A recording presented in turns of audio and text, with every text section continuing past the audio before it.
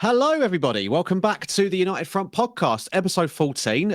Don't adjust your headphones or your speakers. It's me doing the intro this week. And yeah, we've not been around for a while. It feels like we're saying that a lot sort of start of the year, but it seems like Dan has come down with the plague. So, Legit. Could see my pustules. So yeah, we're giving Dan's voice a little bit of a rest tonight, and I'll take over the hosting duties. But welcome back. As always, make sure if you are enjoying the podcast to leave us a 5-star review on Spotify, give us a like and subscribe and all that good stuff on YouTube as well, and any other platforms that you find us on. Just all interaction is good interaction as far as we're concerned. So make sure you get involved. We usually start off with questions from the audience. We haven't done that this week though, just because it feels like there is sort of one story in particular that sort of dominated football since the weekend. Maidstone, and that is, yeah. of course. Yeah, but after Maidstone.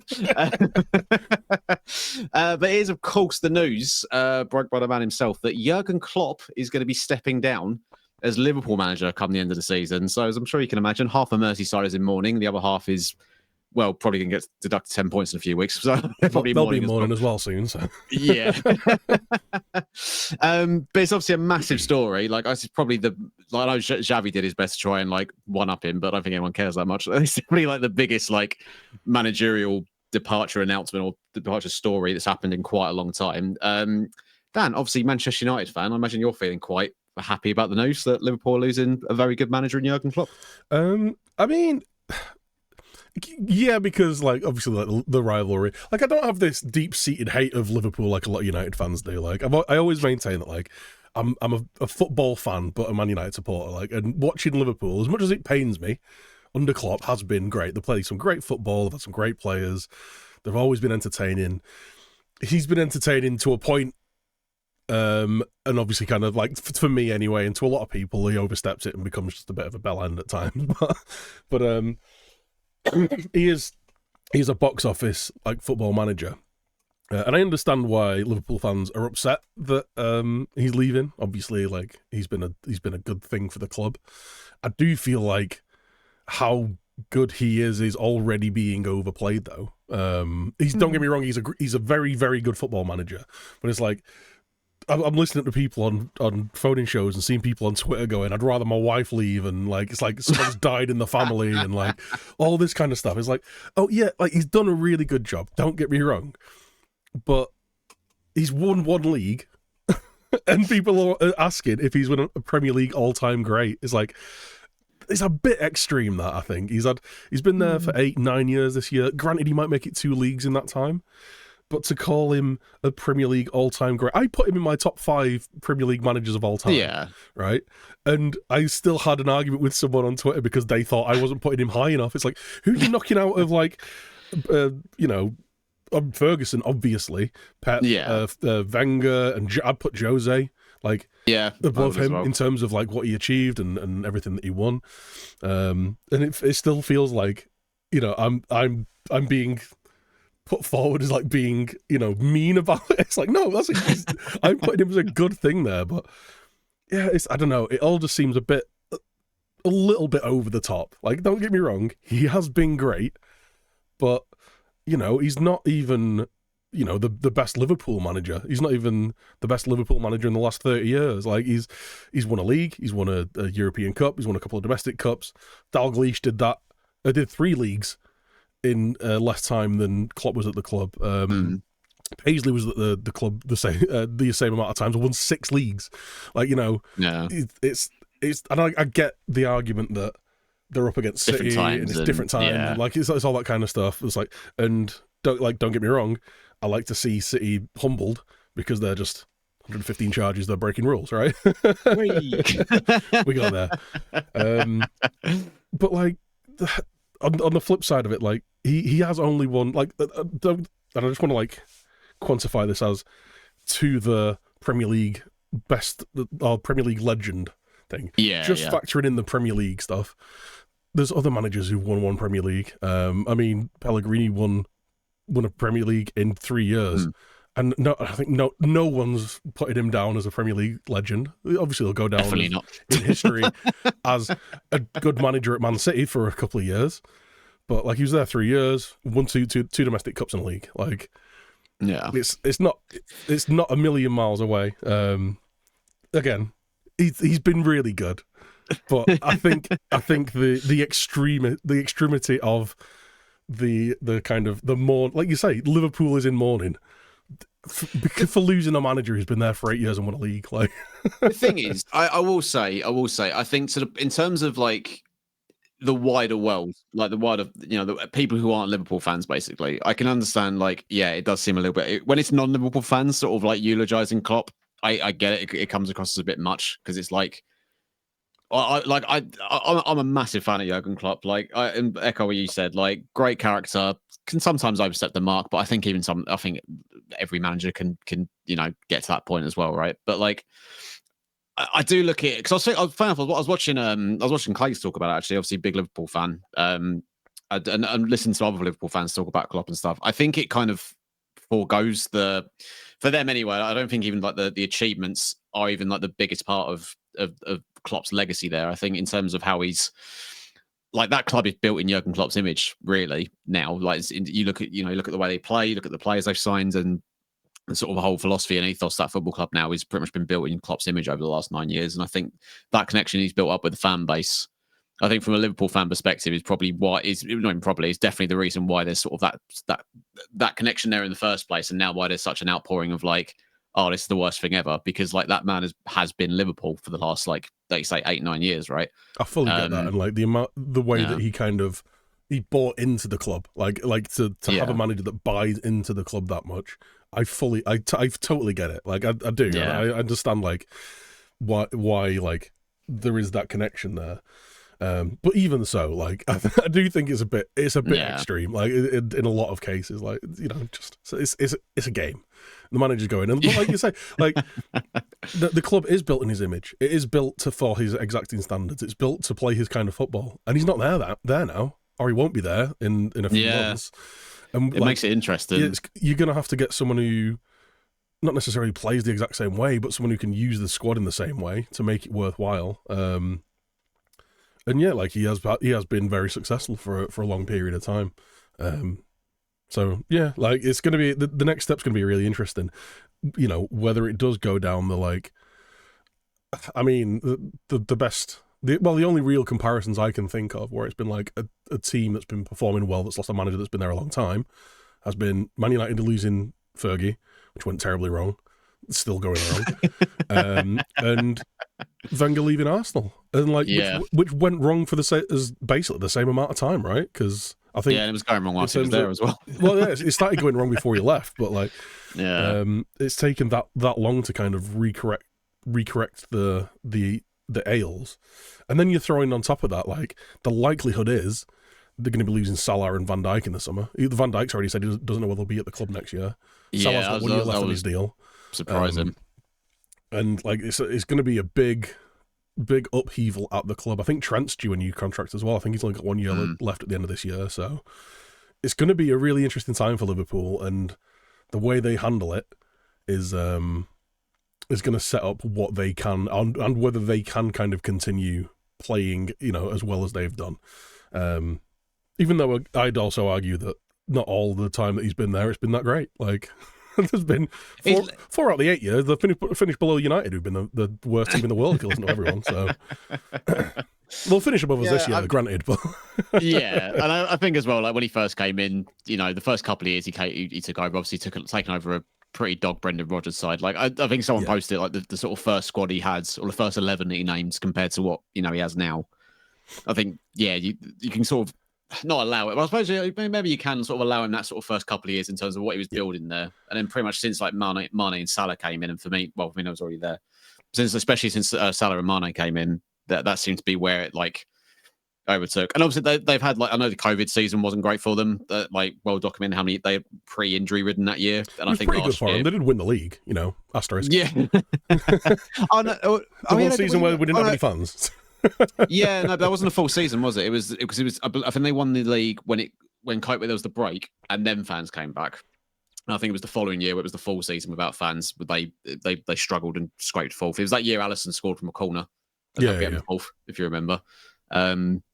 See, they've had that year, and then like I think last year as well. I think just put a little bit too much faith in the players that were already there after going so close the year before, and it just turned out to be a bad decision because you look now, none of that midfield's there anymore. Really, like obviously Henderson's gone, Thiago might as well not be there, Kate has gone, Fabinho's gone. Like they've had to do a little mini rebuild this season, and it kind of makes what happens next quite interesting. As you say, there's no guarantee. It's looking likely Salah could be off to Saudi in the summer.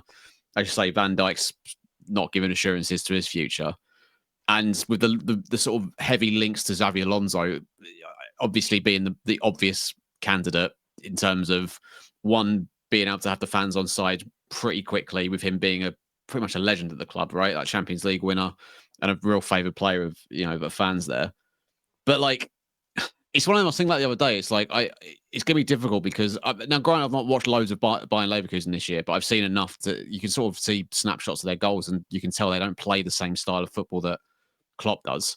It's a lot more like possession based, and like they play a three at the back, and we've sort of inverted wing backs and overlapping, and just a lot of mad shit going on, as you expect from a Spanish coach. I'd say it's kind of it sits very in between Klopp and Pep. It's not quite as almost possession for possession's sake like it is with Man City. It's all about very vertical possession. I'd say like it's almost a little bit like a better version of what Poch was doing at Spurs that time. Like it is possession, it's high pressure, but it's all like there's not a lot of sideways and backwards. It's like forward, a lot of forward passes. It's getting into danger areas. It's winning the ball really high up, and like from what I've seen, like I've only watched about 5 full games. Yeah. But like to get like a decent idea, because everyone was gassing him up. So I thought, I've got to watch some games, see how they're playing, and they are, to be fair, they are brilliant. They're great to watch. Yeah, they're fantastic. Yeah. It's like I was worried about not winning the Europa League because Liverpool were in it. I keep forgetting that Bayer Leverkusen are also in the Europa League this year. So it's like, we're definitely not winning it this year. We're fucked. Europa League might be the most entertaining European trophy this year. It actually might be. Probably got the best teams in it. Like. You got some really good teams. You got us, Sporting, Brighton, Liverpool, Leverkusen. I think Dortmund dropped down to it as well. I think. It's a really, really interesting competition this year. Like. It's that in the Conference League. That's where it's at. Champions League, no one cares. Like, it's got a better music anyway. Exactly, and that's all that matters. Yeah. But it's interesting, like because there's been other names thrown into the hat. Like obviously Alonso is obviously the main candidate, and I do think he would probably be the safer bet, just because I think with anyone else, I don't know if they necessarily get the sort of time from the fan base, whereas Alonso I think would. If he came in, it took a little bit of time for it. Like there's going to be a transitional period essentially, isn't there? Like unless I can't for the life of me see someone else going in there and having an immediate impact. It's going to take time, and especially if there's going to be another squad overhaul, like especially in attacking areas, or if they have to place Van Dijk. But I think Alonso, just because of his connection to the club already, would be given that time from the fan base and the club. Whereas other names being linked with the job, I think the other main one is Roberto De Zerbi, which I don't know if he came in and had a slow start, would he necessarily be afforded that, or would he be straight away like, oh, you're not as good as Klopp, so like, see you later, we'll get someone else in. Yeah, it might be like parallels to Graham Potter, right? Like, comes in, like, has a lot of expectation based off what he's done in the last 18 months, and, it fails at the first. My only, like, hesitancy with Alonso, not that I don't think he's a good coach or a good manager, is when we've seen, in it, like I say, I'll go back to the Arsenal and the United things, the first manager to come in after that historic, the legendary manager, rarely does very well. Yeah. And it's whether you want to burn the hot young talent who's got a big history at your club straight away with all this pressure to follow this guy who's done really well. Like, do you want to burn that bridge now, or do you have to strike while the iron's hot and think, well, if we don't get him, he's going to end up at Bayern or he's going to end up at Real Madrid, and, he might do really well. The thing is, though, like, if he does go to Real Madrid, history states he's going to be there for 2 or 3 years. Like, if he goes to Bayern, history states he's going to be there for 2 or 3 years. Like, so it might just be a case of maybe don't go for that guy. Maybe go for someone who is more experienced. Because let's not forget, like, he's only this is his first full season in charge of Leverkusen. Yeah. Last year did really well when he took over. I think he took over in the relegation zone. He got up in Europe. He's doing amazingly well this year. But still, he's only had 18 months of managing the top European side. Maybe just give him a little bit of time. Maybe see if he does go to one of these other jobs and carries it on there, and see if he is the right guy for that.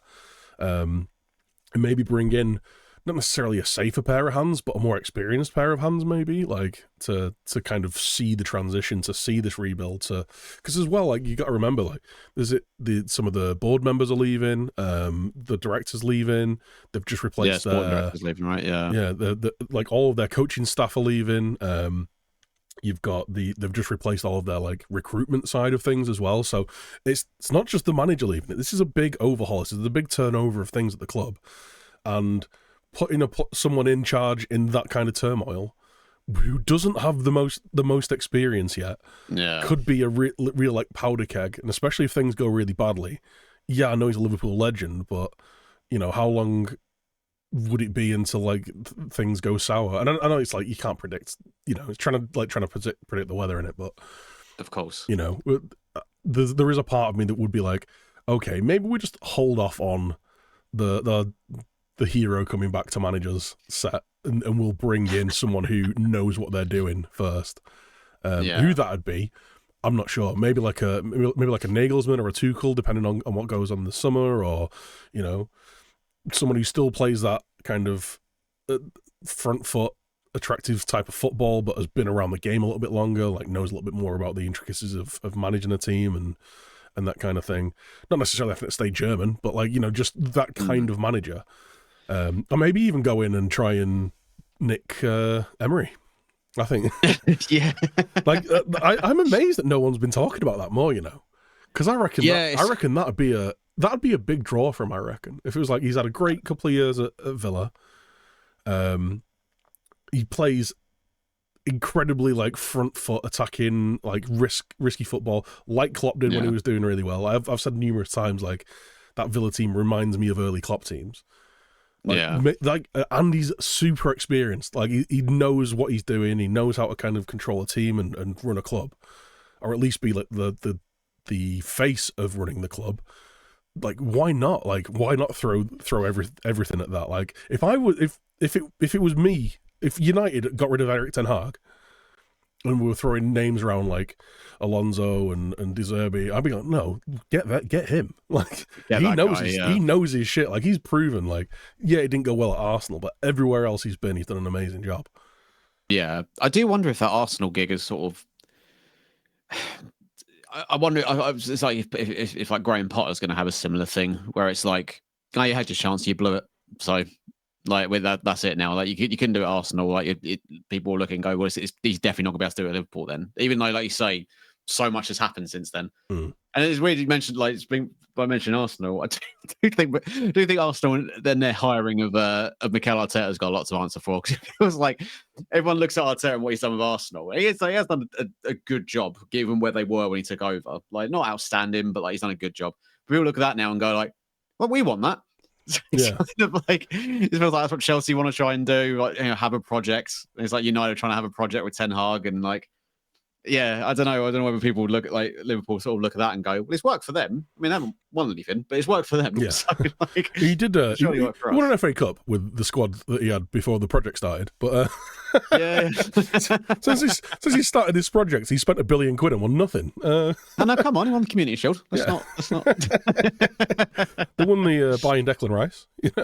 They did. Yeah, they won or a trophy. But yeah, It is an interesting one. I do think there's a lot of like, oh yeah, we'll get Alonso in and it'll be fun. I mean, maybe that's not even coming from Liverpool fans. Maybe I'm doing them a disservice. Maybe it's everyone else sort of like, oh, they'll get Alonso and it'll be great. And it's like, yeah, it may well be, but there's no guarantees. Like, like anything in football, it's like, I mean, and I hear what you're saying about, he's maybe not as experienced as some of the other options out there.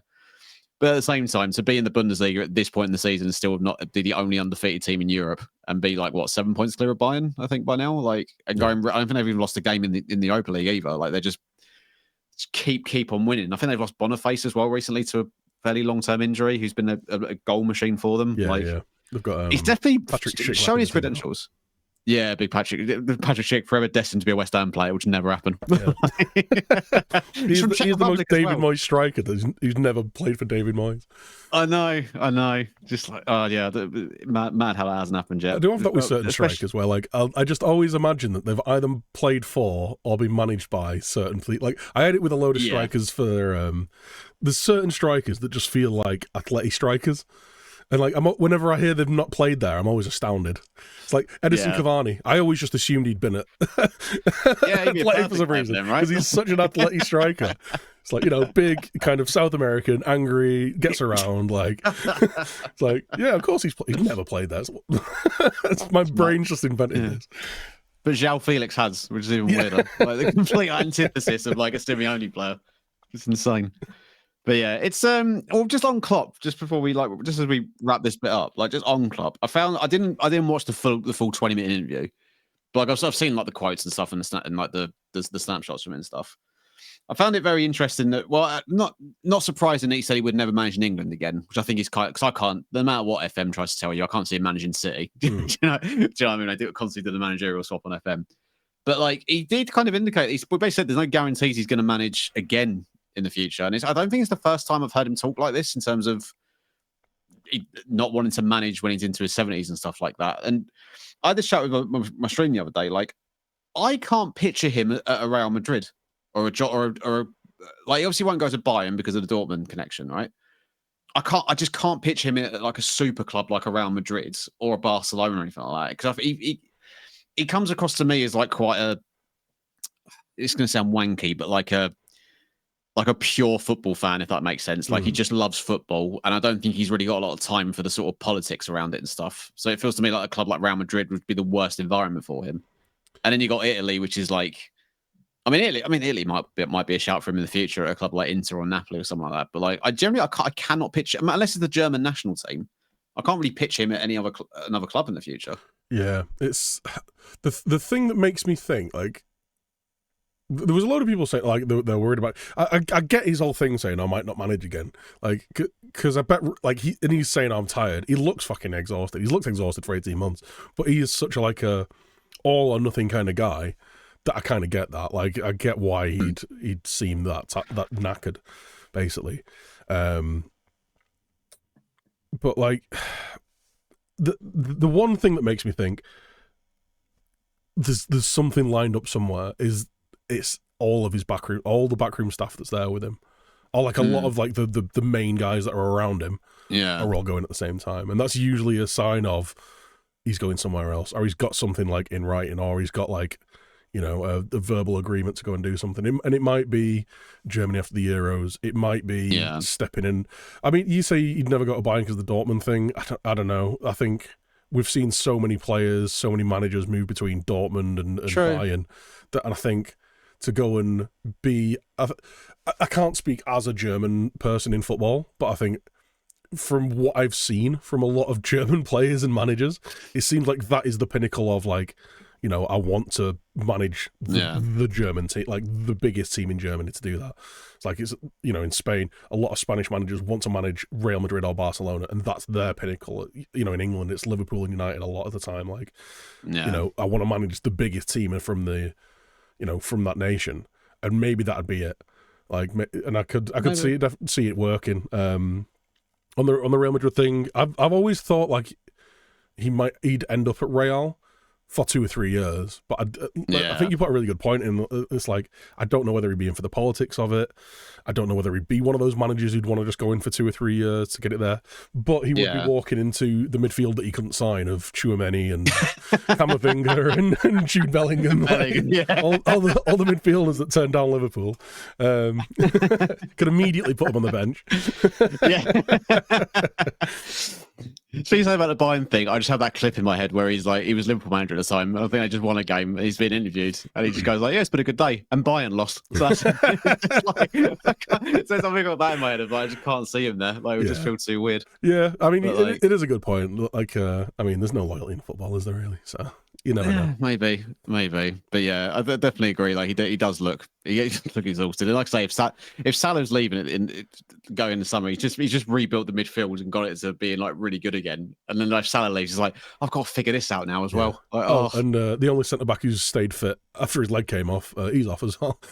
Yeah, he might find something different as well. Christ. Yeah. So yeah, probably a good sign. I've seen some people say, maybe he knows that like they're not going to be. You can see they're not going to be as good next year, wherever maybe he's getting out then. I don't know if that's the case. I think it's just a case of he knows that it just strikes me as someone who's just like, I think I described the interview as like refreshingly honest. from like a manager of that caliber, where it's just like I feel like if he knows that he's not going to be able to get the best out of the team, then he just shouldn't be in charge for it, really. Like you see this with managers all the time where they sort of just cling on, even though they're not really that into it anymore. Yeah, like in the past, right? It does take like serious managers to do proper like full rebuilds, and like there's not a lot who've done it in history, like, and I think it is a really tough thing to do, and knowing the work that goes into it, because Liverpool have this thing as well where like it looks like they're going to have a good season this year, but they have a season where they're on it, and then they tend to have a season where they're really not on it. Like they are so they flip between hot and cold, basically on a season by season basis. I think there was a season where they finished second and won it the year after. That's the first time they put in like 2 back-to-back years where they've done it. And then was that where they got like 103 points out of 105 or something? Yeah, and then they finished 8th. Like that. Like, yeah, like it's so up and down with them. Like, that I wonder whether he's like, okay, well, if I stick around for next year, I'm gonna have to be there for the year after to leave on a high, and I ain't got that in me. I've got like one final thing, like before we move on from, I assume we're wrapping like up the Jurgen talk a little bit. Before we move on, I've got like a bit of a, well, no, it's just like a question. It doesn't need like a big long answer, but there's something that I can like, I'll throw out there my opinions on it. Do you think Klopp's underachieved a bit in his 8/9 years at Liverpool? To, again, like I say, granted that they've been up against City, and only one team can win a cup every year. But to, like I say, four out of those 8 years to finish below a terrible United side, they've finished outside the top 4 a few times, to have won 1 league, 1 European trophy, and 1 of each of the domestic cups in that time, is that a bit of an underachievement? And I'm going to throw this little caveat in there of, speaking of, as a United fan, who's like, you know, has a history of winning things, and I'd put this to like the same thing to Chelsea and City fans, you know, it's like historically successful teams. If you were told a manager's coming in next year, and in 8 years, he's going to win 1 league and 1 European trophy, would you take that? I get it's very different if you're like a mid-table team or something like that. I don't think you'd have a lot of team supporters of those big teams going, yeah, I'll take that. I'll shake your hand. I'll take that all day right now. Yeah, take 1 league and 1 European cup. Granted, anyone can win a domestic cup, and we've seen it in the past, like Wigan have won it and stuff like that. Yeah. I mean, Man United won it last year. Christ. Anybody, a terrible team can win a domestic cup. But how many of those elite teams, and I'd roll that out to bigger teams across Europe as well, like, you know, Bayern and Inter and, well, maybe not Inter, but like, you know, Real Madrid and Barca, you're going to have a manager for 8 years, and you're going to win 1 league in that time. How many supporters would take that? And I don't think many would. I don't think there's many people that would really sign up for it. I don't think many would, but I do think that removes some context, like in terms of the way Liverpool have been run since Klopp's been there, compared to. And don't get me wrong, I'm not saying they're run badly. Like, I don't like this narrative that, like, and I'm going to sound like I'm about to contradict myself, but like I trust people know I'm not saying this, but like I hate the narrative that like Liverpool are running like a shoestring budget, like, and stuff like this, and like, oh, we only buy all these great players, we have to sell some good players and stuff. You like, spent £1 billion, right? Yeah, they have, but they still don't have the City, especially. They don't have the amount of resources comparable to a Man City. Like, and I think that's obvious in terms of the way you see Liverpool choose, or maybe they do have the money, but their owners choose to operate in a certain way, different to the way United do, or the way City do, or the way Real Madrid do, or the way. Definitely the way Barcelona do.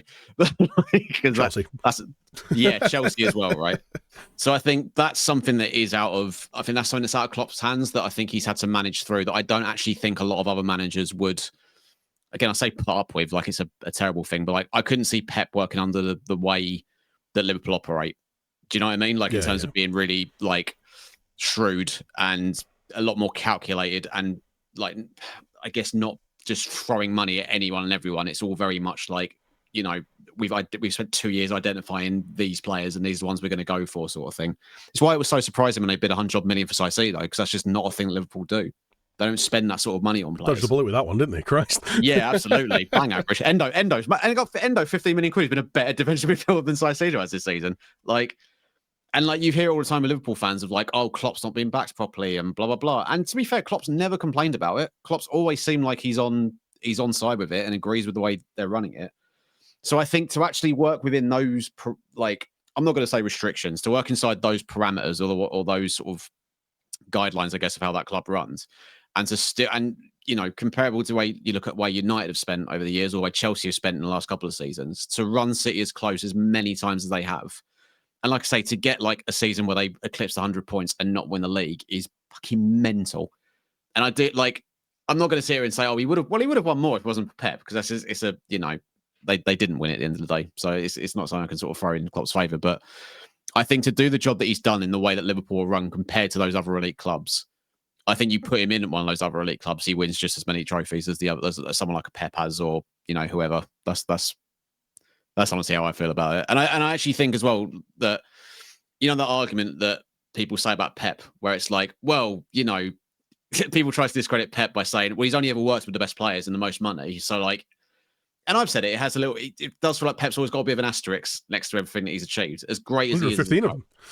115 asterisks, exactly. But that thing's always thrown at let's see how well Pep would do if you threw him in out of Aston Villa or something like that. Whereas I feel if you put Jurgen Klopp in at a club like that, who are on the cusp and then ready to make that next step up, I think Klopp would do a better job than Pep would in those circumstances. And that's why I think pound for pound, that people make the argument that pound for pound he's the best manager in the league, just because of what he does with not as much resources as other clubs have, if that makes sense. Again, not a shoestring budget, but in comparison to what Man City can do and what Chelsea have been doing, it's for me, it's not comparable. Yeah, I think the like I say, the up and downs of their performances plays against that a little bit for me. And again, I want to put this out there, I'm not saying that Klopp's a bad manager. I think he's of course, he's fantastic, right? I just feel like the achievements and the kind of the legendary status of him, I think he's just been overplayed, and it's just going to be that until the end of the season now. And maybe he does go and lead Liverpool to another title, the top of the league right now.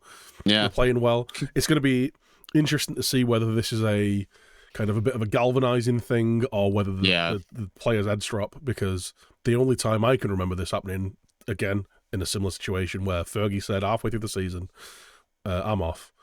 And we had Keane talking about it, right, at the weekend. The season just fell apart after that. It just completely fell off the edge. So it's going to be interesting to see what kind of see whether the mentality monsters are still there, to see whether they can see it through at the end of the season and win another league title. Because I still back them too. I'm not changing my prediction. I still think they'll win it this year. Yeah, But yeah, De Bruyne looks good though, doesn't he? He does, and that's not just a haircut either. That's not just a new haircut. I love the fact he's brought back the 1996 David Beckham curtains. Yeah. I'm just seeing the bench against Newcastle. Oh god, he looks sexy now as well. Everything. Christ, that's all we needed now. He's got everything. Yeah. Fucking grow up, Kevin. Honestly. Right, on to. Let's go a little bit further down the pyramid, shall we? The FA Cup, the bloody FA Cup. I mean, it felt like a bit of a, and we'll talk a little bit more about this as we talk about the FA Cup, but it felt like a bit of a damn squid to start off with when the third round kicked in, and the powers that be decided it'd be a good idea to televise Crystal Palace versus Everton for some reason. Yeah. Sorry, and also, why no 5 o'clock kickoff on Saturday? I know. It's it's fucking ridiculous. But thankfully, we've got Maidstone. You've got Bristol City as well, but you got Maidstone United, 5th tier of English football into maybe 6th tier actually. No, sorry, 6th tier of English football into the 5th round of the FA Cup after beating high flying Ipswich. Let's be fair, it's not just any old Championship side. This is one of the best Championship teams in the league this season. Yeah, and they with the manager who's been being kind of linked to a load of Premier League jobs. Ipswich are very much Burnley last year, aren't they? This season. Yeah, basically, yeah. But so they won, played, defended well, FM'd them a little bit, 2 shots, 2 goals. We've all been there, and you'd feel sick if you were Kieran McKenna. But that is the FA Cup, and that is, I think I tweeted it after the game. That is the FA Cup at its absolute best. And you get to. I did find it funny that there was a video of the Maidstone, I think it was all the players and the staff, watching the draw, and they got drawn against Coventry or Sheffield United, and they're all gutted. It's we wanted City, fuck's sake. Yeah. I'd love to have got a big away day in the Premier League. As man. But on the flip side of that, they've played and beaten as good or better teams previously, so can they do one more and like, get to the next round? Quarterfinals, almost be guaranteed a massive payday. Like, it's definitely needed because it feels like, and this is kind of why I put this in the discussion points for today, really, because that's obviously like the third round happened, and like Premier League teams like Brentford, for example, I think got a draw in their third round game, and you had Thomas Frank coming out and saying like, "Oh, we should do away with replays. For my club, we only pay 38 games a season. Like, God forbid we have 1 or 2 extra fixtures, right?" Yeah. And like. And then, like, so there's been the calls for replays been scrapped, been around for a while. It feels like, again, that every year it feels like it's talks about, but semi-finals at Wembley are just crap and not the same when it was Old Trafford and Villa Park and like proper neutral venues. Yeah. And again, I mentioned earlier, just TV companies just putting the games that no one actually cares about on TV and spreading the games out across the entire week. It feels like there was a game on Thursday night rather than having like a couple of games on the Saturday, a couple of games on the Sunday, and maybe like a Monday or a Friday night game, whatever. Like. And again, it's just Premier League teams that people have seen already all season. So it's like, it does feel like the FA Cup. Well, it doesn't feel like the FA Cup is definitely not as big of a deal as it used to be. Like, in the early 2000s and further back than that. Is there anything more is there anything that can be done to sort of get the magic back in the FA Cup now? Or is it just kind of another thing that's kind of just been ruined by modern football and money and everything else that comes with it? I mean, maybe. I mean, you could maybe have a. So when I read this discussion point before, I thought like, because there's things where I've kind of like flitted ideas off the top of my head when I've been streaming and things like that. The obvious one is like make the winner, give them a European spot. Like that's the one that I always come back to. Is like make teams want to actually win it. The other thing that you could make like a Champions League spot, sorry, or Europa, like I think it's. Is it conference now? You go. So I think it used to be Europa, but I don't think you go in. I think you're have to go through qualifying. I think. Yeah, or it should be like take one of the league qualifying spots away. Because I know the league. Oh, maybe it is the Europa you already get, but I'll make it one. Maybe one of the Champions League spots then. Like whichever is the lowest Champions League spot. If we do end up getting that 5th spot or the 4th spot, make teams want to win it. Like give it. United this year have a horrible first half of the season. Make it so we go, all right, second half of the season, let's kick on, let's go and win the FA Cup, so get back into Europe and get back into the Champions League, or Chelsea like go on a run and do that kind of thing. Yeah. Another thing you could maybe do is like to alleviate the just having a load of Premier League ties happen. You could go off a seeding system, so if you're a Premier League side, you're not going to meet another Premier League side until the 4th round, 5th round, whatever. So that you're always guaranteed to have, like some of these like League 2 or lower league teams, and with the seeding thing, have the home team be the seeded team. So you could have a Maidstone go into even to Leeds or Villa or whatever, and that's going to give them a massive financial push, and then the incentive for them in the early rounds is to make a good run of it, because if you can get yourself to the 3rd round, you're guaranteed to have a championship or Premier League side away, and you go right, we're making bank either way, and that'd be a good way to kind of potentially filter some cash down through the leagues, just something like that, and yeah, have a 5 o'clock kickoff on FA Cup weekend on TV rather than what was it, like 11:30 and 7, and then nothing bizarre. else. It was so bizarre. Just like throw it around a little bit more, like throw the TV times around a little bit more. It was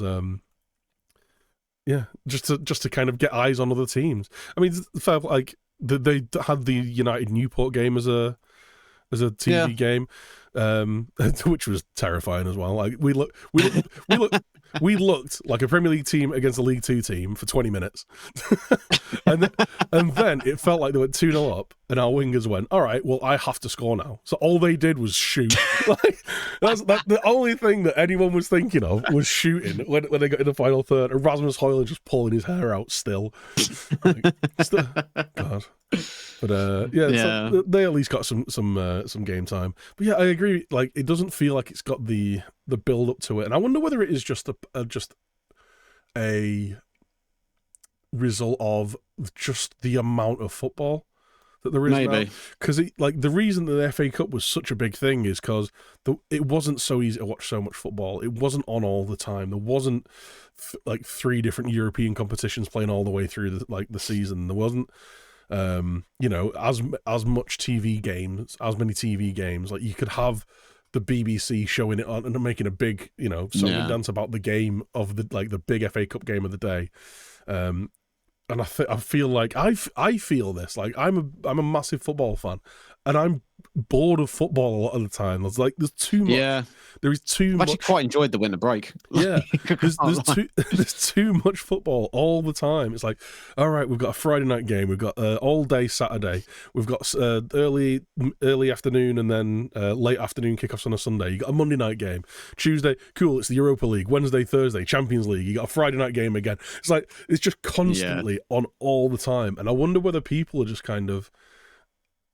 I don't know. I don't necessarily want to say like they're flooding their own market, because a lot of people just watch their team, like they'll just watch when their team's on the TV. But I think that like the FA Cup brought in the casual fans more because they wanted, well, not casual, but like people who just love the game, like they just want to watch football when it's on. And maybe it's a case of now those fans watch 40 hours of football a week, and they're like, by the time the FA Cup comes around, it's something else I have to watch now. It's like you can't get into it, because you can say maybe there should have been Ipswich Maidstone on TV, or whatever game Plymouth Leeds should have been on TV, or like okay, but if on the other side you've got Leverkusen versus Dortmund, or you've got like a big Spanish game or a big Italian game, like how many of those people who want to watch a game of football are going to go, all right, well I'm already paying for that, like I'm going to go watch the higher quality game of football.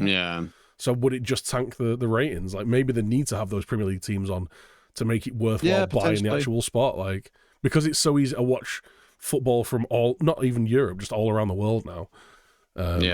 Like maybe that's their thought process with it, but I agree with you. It doesn't feel quite as special. Like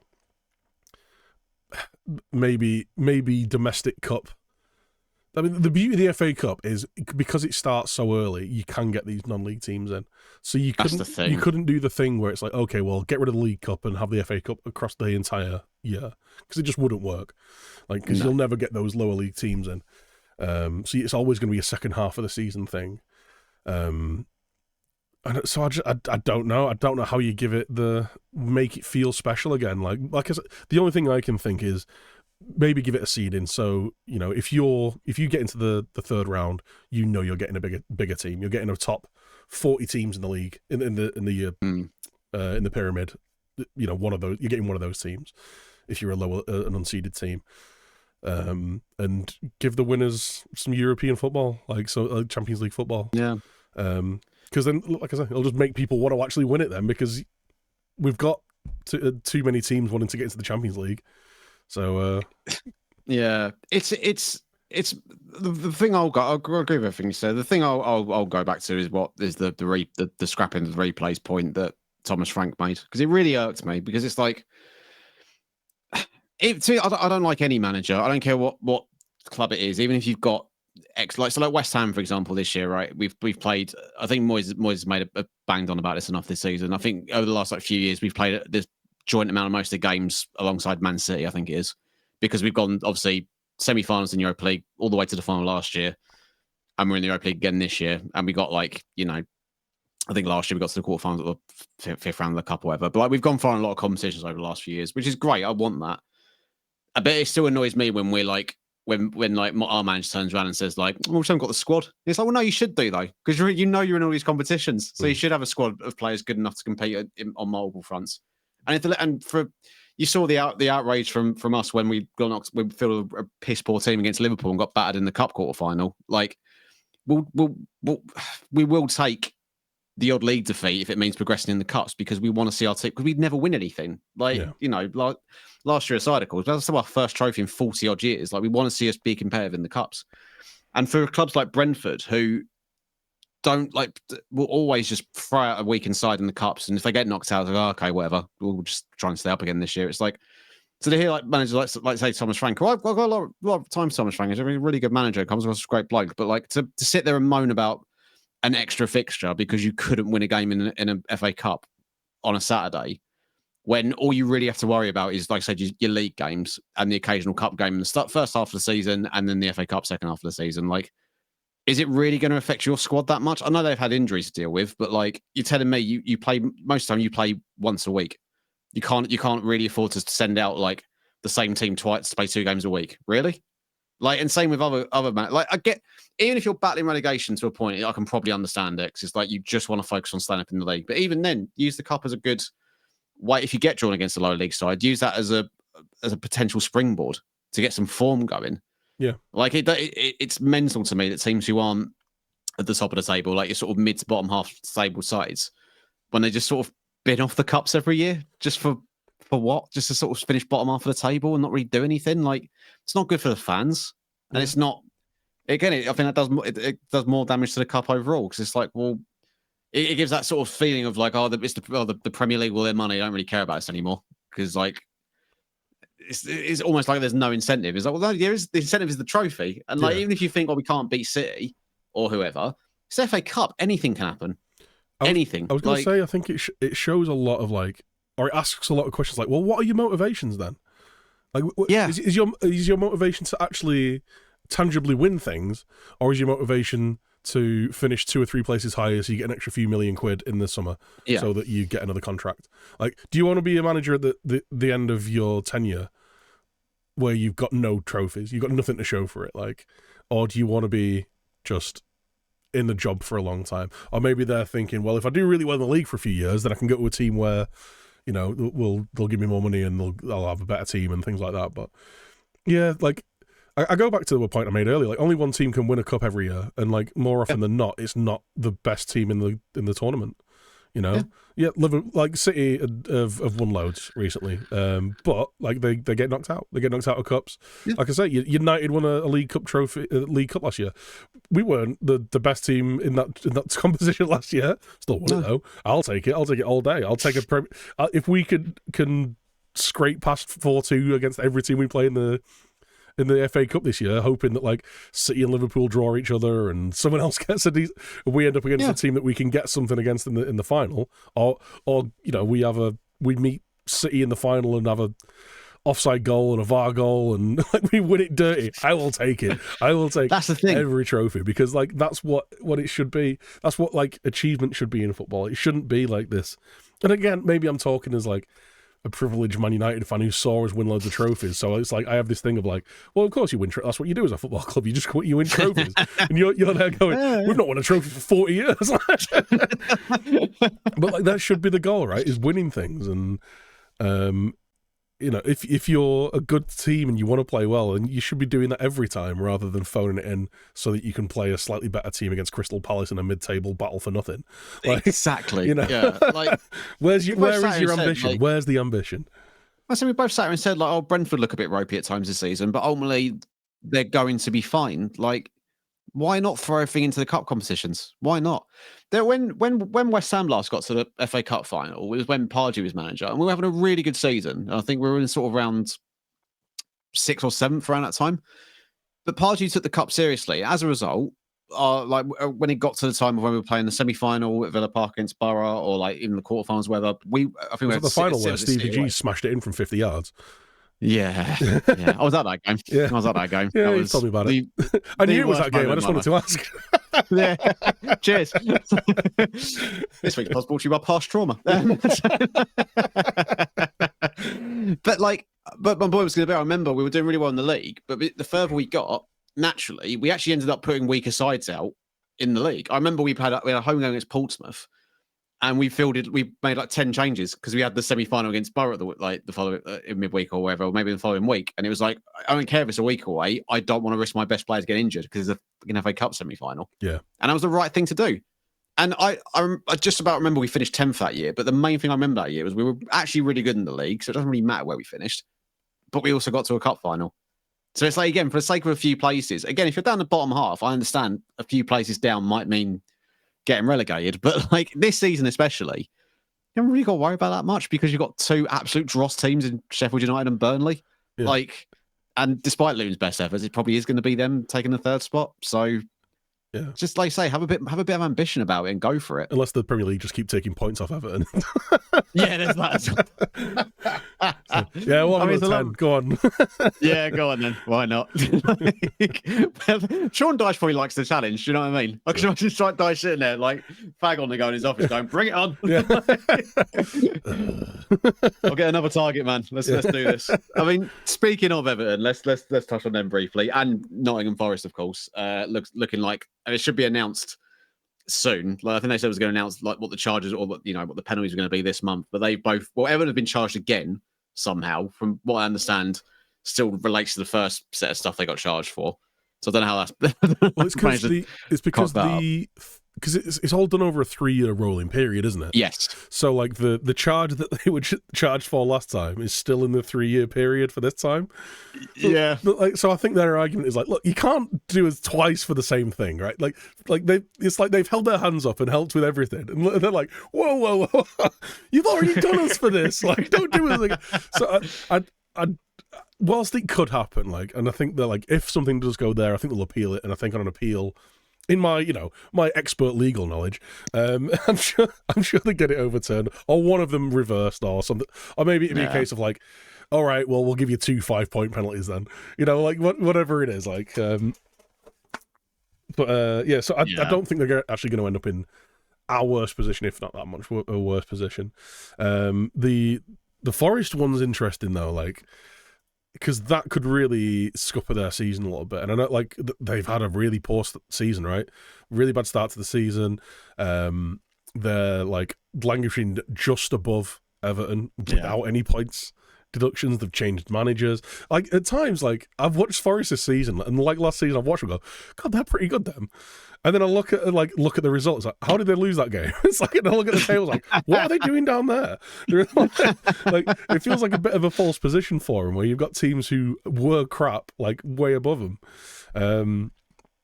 But yeah, because that'd really scupper their season. I think they'd be joint bottom. I'm just looking at the table now. Yeah, they'd be on 10 points with Sheffield United. Do you know what's mad with Forest? Like, all this is going on.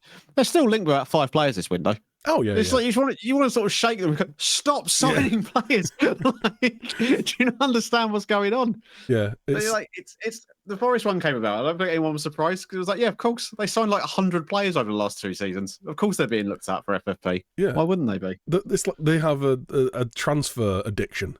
It's like, it's like, we can sign some more players. It's like, no, you shouldn't be signing anyone. Like Everton were like this, like, oh look, we've finally sorted all this stuff out. We've got the finances. It's like, cool. Who can we buy then? They're like, no, stop. Like, like literally, just stop spending money. Like, you've got a problem. You've got a real problem. So yeah, it's going to be interesting to see what happens with them. And again, like I think I've said it previously. I think with the Everton thing and the Forest thing and how this turns out, I think they are setting precedents for the upcoming Chelsea and Man City ones, where it's going to be way bigger. Obviously, it's different charges and different things, whereas it's something that with the Forest and the Everton ones, it's in this like 3-year cycle, whereas I think it might be the same with Chelsea. The Man City ones, again, completely different charges done over a longer period for like longer time ago for different things and different breaches. And the fact that it's like, okay, you've not your figures show that everything's fine, but it's not. Like we can see this. Like, you didn't sign Kevin De Bruyne for a packet of crisps, right? Like, that's what's on this very sketchy like notepad, like that you've handed in. That's the thing. They're essentially being done for cooking the books, which is, that's not very around the bush. That's fraud. Yeah. That's, even in like not even from a football standpoint, that you can't do that. Yeah. It'll have long-reaching repercussions, right? Because if the finances that they've declared there, it'll have tax implications and other implications and all this kind of stuff. So like far-reaching outside of football, and then you've got the whole political side of it as well. Like because obviously they're owned by a sole benefactor and not a nation state. It's that we sell loads of weaponry to. So like, well, so it's got like this far-reaching thing with it, and like I kind of people are complaining that it's not taking long, like not getting done soon enough.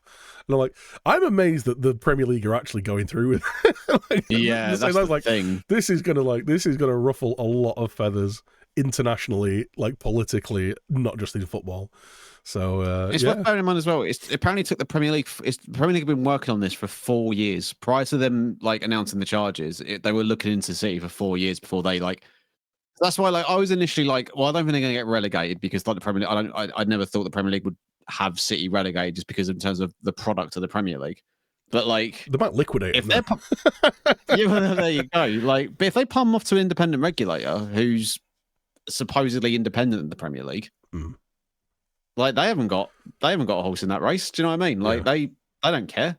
They're just going to come to they're going to come to a decision to find a punishment that's best fitting if they're found guilty of what they're being accused of. Which out of 115, like I've said it before. If it turns out they walk away from this going found completely cleared of all 115 charges, I'm like, yeah, do you know what? It might be a bit corrupt. Yeah. I'll hold my hands up. I'll hold my hands up on this one. Something's going on here. You know what? Rugby. Yeah, no, I wouldn't go that far. Went to university in a rugby town. Fucking hated it. Oh god, I've never got rugby. Like just as an aside, I think it's because my dad was never into rugby. But like I'm from the northwest, right? I have like loads of like in Lancashire, everyone's a rugby league fan.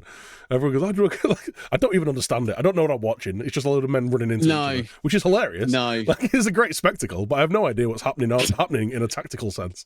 Like I think I've only ever watched like 2 games of rugby and both were like England World Cup finals. But like I said, I went to university in Bath, so obviously it's like quite a big rugby town, and it's like after a couple of years of watching these big burly dudes think it's hilarious to do shots out of each other's arseholes or something, it's just like, yeah, do you know what? It's not for me. It's not for me. It's just there's a weird culture around rugby, bros. It's very very public school, isn't it? Like, it's not it's not my scene. Yeah, I was going to say, I completely forgot. I meant to actually mention this in the FA Cup talk. Speaking of arseholes, I assume you meant to watch the Wolves West Brom game that happened yesterday. I've seen a little bit of this, like even just going over games this season. The way I walk, like back from London Stadium to Stratford, like I end up usually crossing away fans, and like I don't wear like shirts or anything. Like not because I'm trying to be inconspicuous. None of my football shirts fit me anymore, so it's just like it's not a strong look. But you see it like a small like 4 or 5 group of people just start trying to almost kick off with each other, and then it quickly gets separated because they notice the police or whatever and go, okay, we'll leave it. But like. Seeing all the things yesterday at the Hawthorns, it's just like, I don't know, I look at this sort of stuff now in 2024, I'm just like, you're all just a bunch of fucking losers. What are you doing? Like, I get it's a rivalry, and you haven't played each other in like however long, but like, come on. Like, what are you doing? Literally just grow up. Yeah. I tweeted it out, I said, just kick them both out of the cup. Just like, just give a different team the way through. Kick them both out of the cup, but ban them both from the cup next year. Like, there's and massive financial fines and shit, like, because that's just it's. I understand the argument of like, well, you're punishing the club for the fans and you're punishing like 99% fans for those 1% of the fans. Like, yeah, I get that, but the only way that you do it is by serious sanctions. Like, the only way you kick that stuff out, and the only way that you make the people around those people get like out them and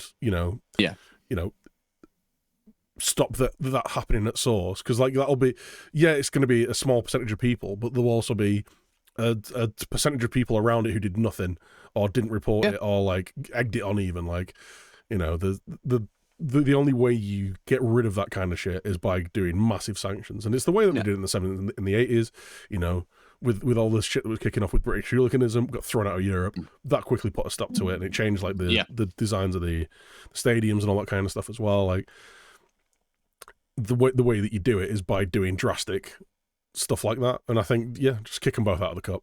Like, it's the same conversation we've been having for years now. Not to go down too deep of a route, but like obviously the conversations around like racism in the football stands and stuff like that. And whenever anyone mentions like points deductions or like massive fines or stadium bans, like the sort of comeback usually is like, oh yeah, but you can't punish everyone. It's like, well, maybe we just should start doing that though. Like, it's, again, I get it. Absolutely, fuck it. It must suck for the people who aren't being pricks, like, and you know, doing all this abhorrent stuff. But like you say, we've tried everything else. Like either with this, I mean, I get it. Fights to that scale of football isn't as much of a problem as it used to be.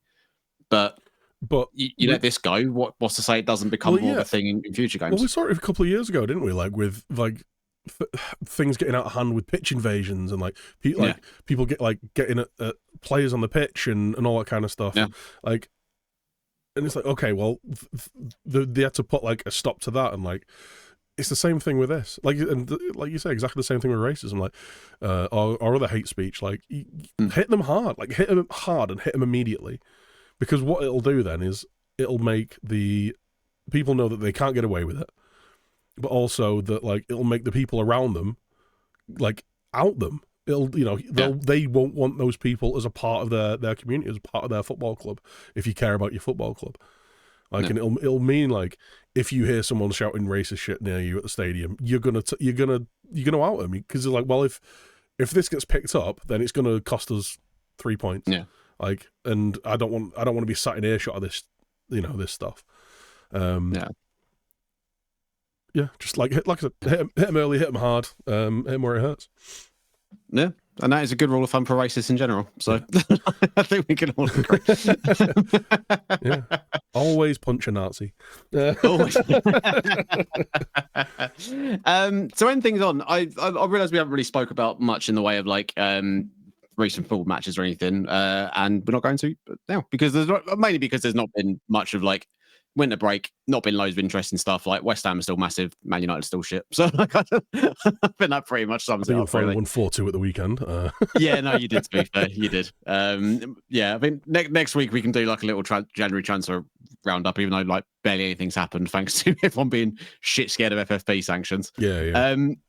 But one thing I actually wanted to talk to you, wanted to bring up with you, actually. I watched a video, it's from a West Ham fan channel I watch regularly called Hammers Chat. Shout out to those guys. They were talking about, because we've had this whole thing of like, obviously Divine Mabama has broke through our youth team this season, really, and had more minutes. And fans are being knobs about it, as they always are. We've had, but obviously we've got this, you know, quite a successful group of young players. Like obviously won the FA Youth Cup last year. I think performed really well in their group, like league group in the under 21 level. Done really well in like the what used to be the Johnson's Playing Trophy. It's now called like the Bristol Street Motors Trophy or something awful like that. But it's a group of young players that we're really excited about. And obviously the question has been, I think we got knocked out by Wickham in that EFL Trophy thing.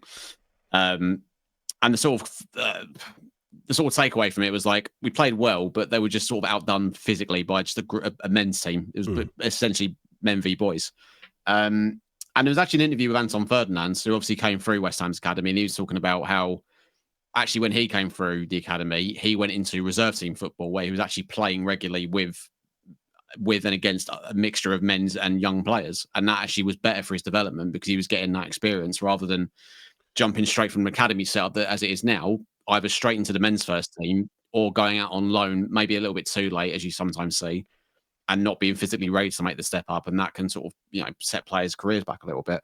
So obviously, as a Man United fan, you've had your fair share of good players coming out of your academy, and you've had some break into the first team this season with like Kobe Mainu, and there's that defender who played against us a few weeks back. I was just going to say, your thoughts on it. I was going to get your thoughts on it, really, in terms of how you see the way modern development of young players is with the under 21, under 18 setup, and would they actually benefit from reserve team football, or is it sort of okay as it is now? I was going to say, like, if you guys can have like a similar pull through as we have, like, let's say Kobe Manu's come in, and we've spoken about him a few times, like he just keeps looking great. Like, I think the biggest compliment I can give him is he just doesn't look out of place. He doesn't look like an 18-year-old in that midfield. Yeah. He looks like a 25-year-old bloke, not world class, but he's doing a really good job as a holding midfielder. So it's really solid. But we've also had, like, from the team that won the so he was the midfielder in the Youth Cup that United won a couple of years ago. He wasn't the captain, but I think he's been a captain at different age groups.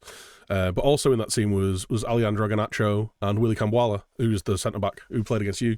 So, like, to see those guys kind of coming through now at 18, like 19 years old, getting into the first team, and I think it's a good sign, because I think Kobe Mainoo's going to save us 80 million in the summer.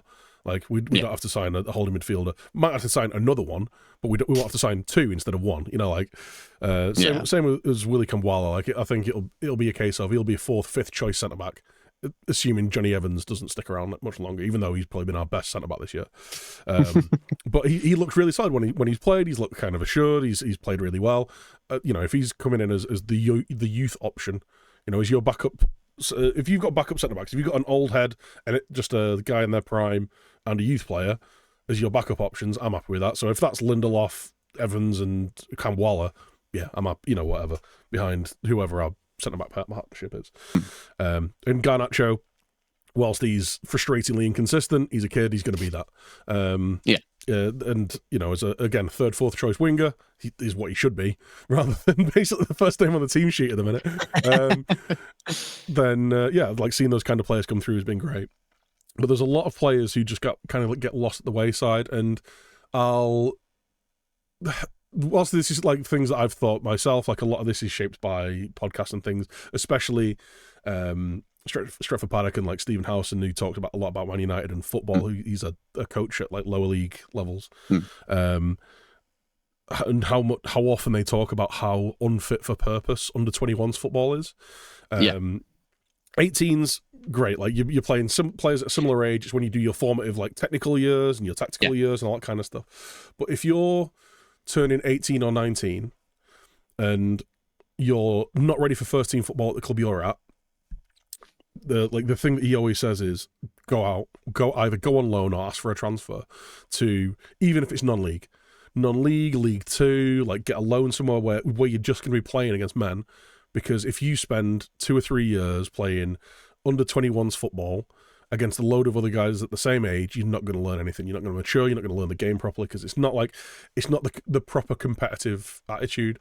So like where it comes to the youth cup, like the under 18s football, I think under 18 setup is fine. Like I think, like, you know, everyone's playing at the same level. Those under 18 teams tend to be a lot of 17-year-olds, like, you know, like kids who haven't physically developed yet. But to actually take that next step, you need to be going out on loan. You need to be going playing actual football. And the quality of football, like, I can't speak for other countries, like whether that's the right kind of development path for them. I know in Spain and Germany, I think as well, there's a lot of like B teams and 2 second teams who play at a good level. It's like you see it loads with like Real Madrid Castilla, right? They'll have a kid in there who learns the game down there and then comes straight into the first team and looks great. And Barca B, etc. But I think in the English pyramid, the quality of football, and we've seen it with Maidstone and with you know, with Newport against United and stuff, like they play good quality football, like down in League Two, even like in non-league. Go and play football. Go and get 20, 30 games under your belt a season. Like, even if it's a case of you doing it for 2 or 3 years, if you aren't quite cutting it for the top team at the club you've come through, and you know, there's a high ceiling in the Premier League teams at West Ham and Man United and every other team. It's hard to get those 15, 20 games a year. But if you're not getting that, go somewhere where you're going to do it, because that's the only way you're going to improve. It's the only way you're going to kind of figure out how to be a match play footballer. Like, if you're getting pulled in at the first team at 18, 19, you're a serious footballer already. And you're going to be getting game time. Either that or you'll be going on loan to a serious football team and kind of you'll be a year away from that. But if not, if you're just like, if you're not deemed good enough or like kind of experienced or big enough to do that, go somewhere where you're going to get that game time, because the likelihood is you're probably not going to make it in the first team of that club that you're coming from. But if you go out and get your experience, then when your contract comes to an end, like you can go to a League One team or a League Two team and say, look, I've got 3 years experience playing at this level. Like, and I've done well. I've done X, Y, and Z, compared to a 21-year-old coming out of an academy saying, I've got zero, actual football experience. I've been playing reserve under 21 league football for the past 3 years. I can't remember which manager it was who said it, but like he said, he'll always go for the player who's got experience, be it non-league or league or loan or whatever it is. If he knows that you've got experience in putting together 20 performances a season, he's always going to go with you over a guy who's been playing nothing football. And on the same reason of like, the thing that, again, like from these other podcasts I always say, don't take a long contract. When you're a kid, take a 2-year contract, 3-year contract. Like when you turn pro at like 16, 17, take a 2-year, 3-year tops. And then like once it gets to that point where it's like, all right, well, I need to go out and prove that I can be a footballer. Like you're not tied down forever at this club who might not want to let you go out on loan or might not want to sell you because they're protecting their asset or whatever. Like you can leave, you can go and play your football. And we've seen it a load with United players recently, like where we've been fleeced for really good young players. We've been selling like Zidane Iqbal went for like less than £100,000, I think, who was an internationally experienced footballer at the age of 18. Like, but we get like a couple $100,000 for him. Like, and it's like, well, yeah, because he didn't have a contract to go on for ages. We've seen it with other players leaving. Paul Pogba's the best example of it, right?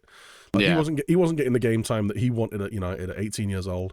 He had less than a year left on his deal, and he went on a free to Juve and became the most expensive player in the world for a while, like the most expensive player in the Premier League, and for good reason at that point. Like World Cup winner, was playing unbelievably.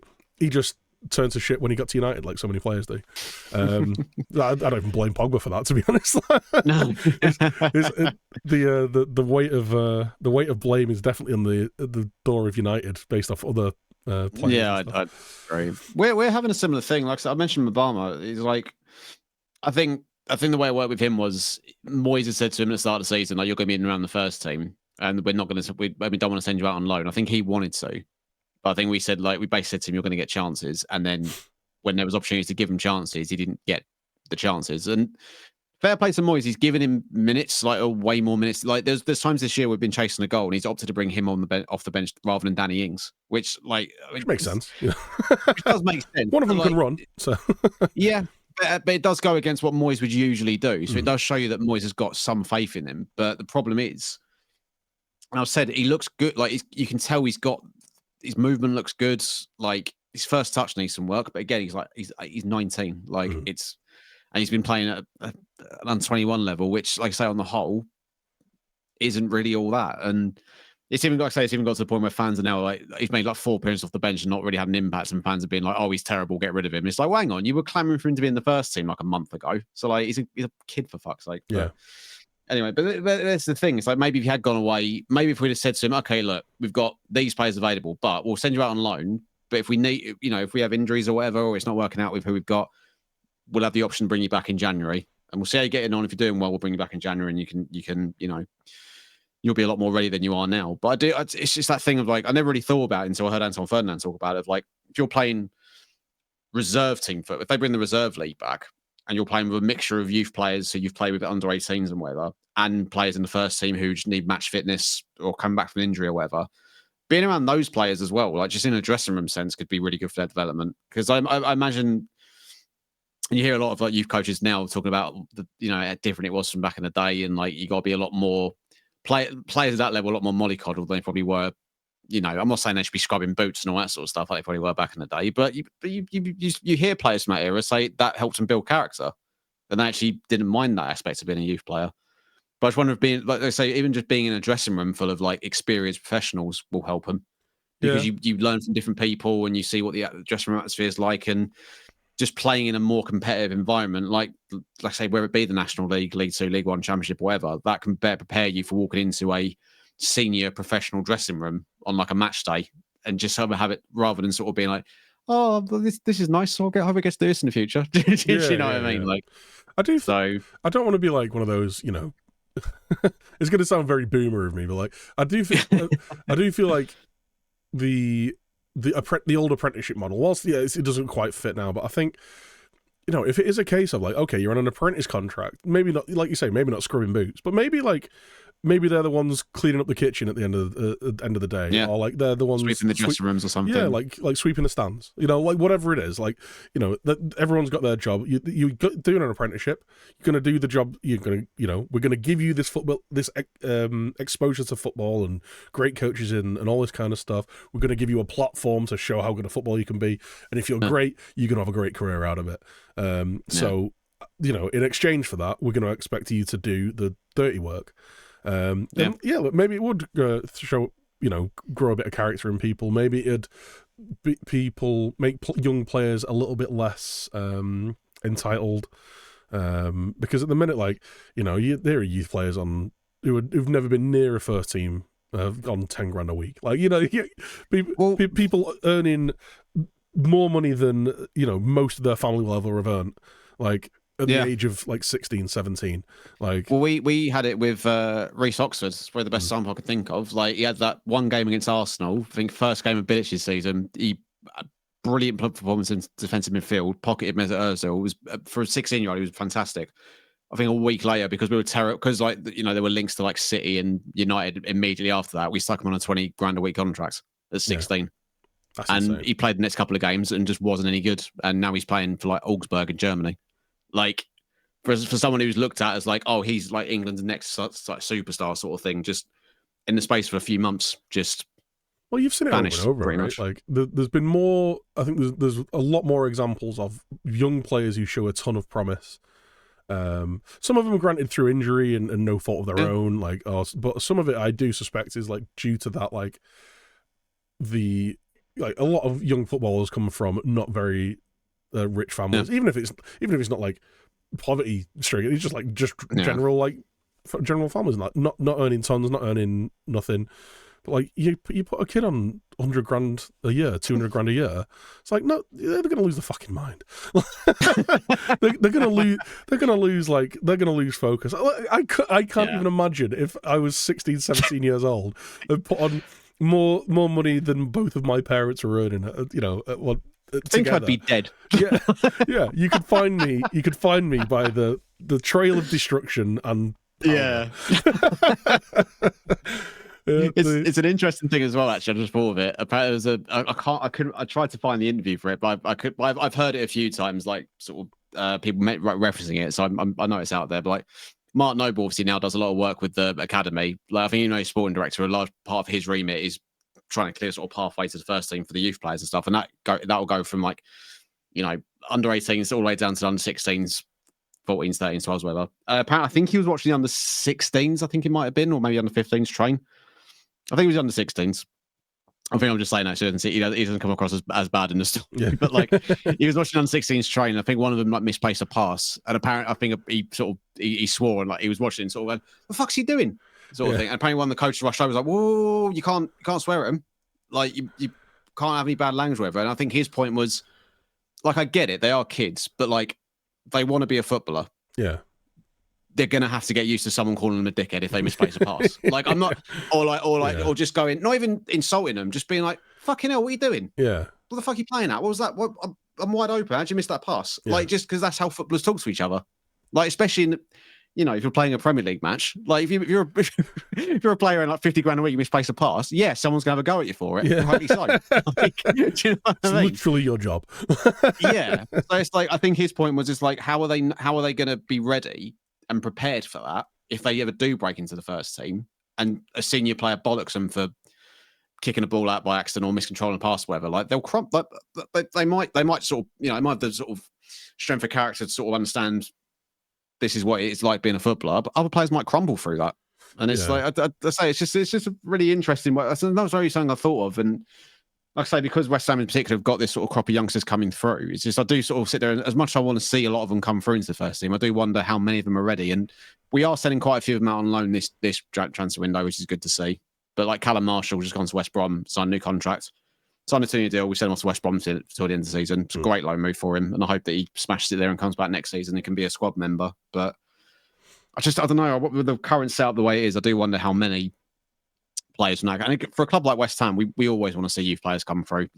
We call ourselves the Academy of Football, even though we've had 2 players come through our academy in the last 20 years. Do you know what I mean? So, granted, one of them did sell for 100 million, but yeah, I do wonder, like I say, with how it's sort of set up, what their chances of success in an already difficult industry to break into, how likely the chances are going to be with the current setup. Well, it's such a small percentage of success. Isn't it something less than 1% of any player in a youth academy at the age of 16 makes it to the professional game?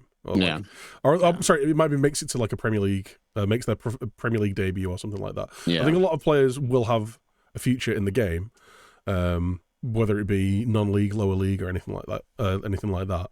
But yeah, it's there's a big cut off there. And yeah, I kind of agree with you on the like, maybe not like swearing at people, but yeah, you've got to instill the dealing with pressure side of it, because that's such a huge thing of elite level. I'd assume elite level sport. I can't speak. I'm obviously an elite athlete. Look at me. I've got first-hand knowledge of this stuff. But you'd assume that like dealing with the pressure of that and the feedback that you get is such a huge part of it. And you hear it all the time. Like obviously, like I listen to a lot more like Man United side of things, and I've heard a lot of things from players, not just the class of '92, but like the class of '92 and other players in the 90s and the 90s who came through the youth academies there. And you hear like, yeah, like the youth coaches, as kind of friendly and fatherly and like and supportive as they are, could be hard bastards when they needed to be, and like to instill that, like that's not good enough for here. Like that's like if that's you, then fair enough, but that's not good enough. And it's like, you need to be on it, and like you can't.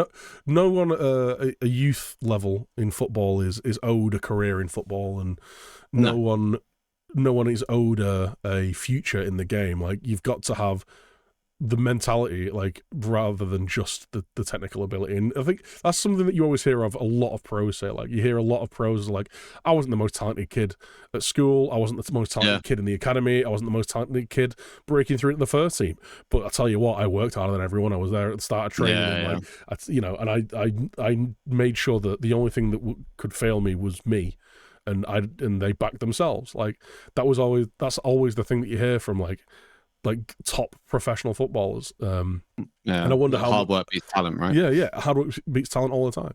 And I wonder how much of that like is being fostered in youth academies these days.